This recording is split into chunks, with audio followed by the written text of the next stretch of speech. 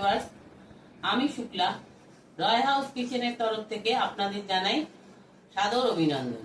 অনেকদিন পরে আমি আপনাদের কাছে আবার এলাম একটা রান্না দেখাতে। আজকে আমি দেখাবো খুব সহজ উপকরণ দিয়ে ঘরে তৈরি বিরিয়ানি রান্না।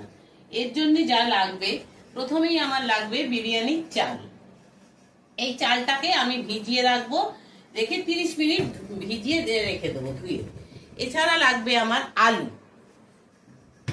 আর লাগবে ডিম, আর এইটা লাগছে আমার বিরিয়ানি মশলা। এটাকে আমি ঘরোয়া বিরিয়ানি মশলা আমি ঘরে ভেজে এটাকে গুঁড়ো করে নেব। এছাড়া লাগছে